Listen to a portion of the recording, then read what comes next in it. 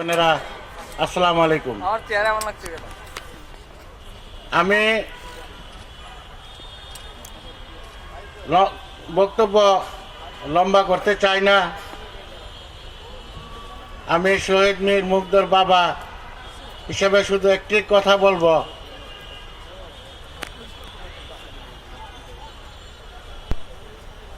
যে মানুষের জন্য মানুষ, সবার উপরে মানুষ, তার উপরে নাই। মানব সেবা, মানবতা আপনারা মানুষের জন্য মানুষ পাশে দাঁড়াবে এই আশাবাদ ব্যক্ত করি, এবং মানবতাই মূল মন্ত্র, মানুষের মূল মন্ত্র মানবতা। যেমন শহীদ মীর মুগ্ধ আসলে 18 জুলাই সে তার বন্ধু বান্ধবদেরকে নিয়ে আন্দোলনে প্রথমত যারা আহত হয়েছিল তাদেরকে চিকিৎসা সেবা দিতে হাসপাতালে নিয়ে যায়।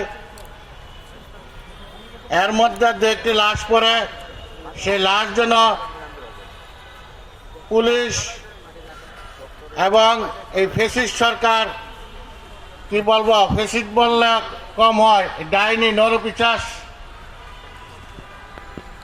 যে হাসিনা, যার হাসপাতালে গিয়ে একটি উক্তি ছিল,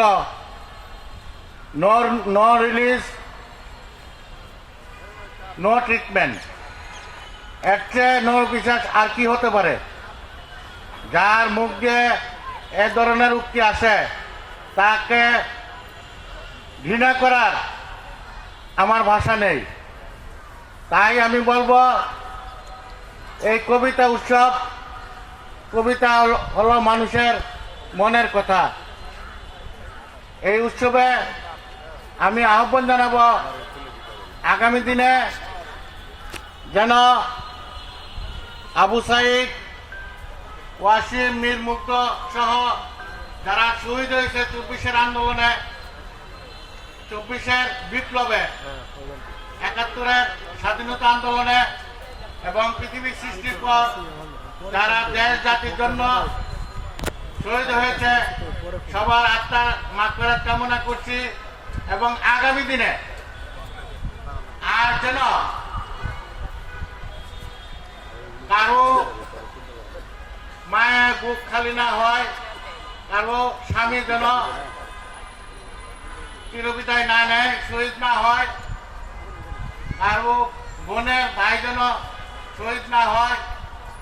আপনারা এই দেশের পরিবর্তনের জন্য, এই দেশের স্বার্থের জন্য, এই দেশের স্বাধীনতা রক্ষার জন্য, এই দেশের দেশপ্রেমের জন্য আপনারা আপনাদের আত্মনিয়োগ করবেন এবং স্ব দায়িত্ব পালন করবেন, এই আশাবাদ ব্যক্ত করে আজকের এই কবিতা উৎসবে আপনাদের সুস্বাস্থ্য কামনা করে এবং দীর্ঘায়ু কামনা করে আমি আমার বক্তব্য এখানেই শেষ করছি। আল্লাহ হাফেজ, ধন্যবাদ।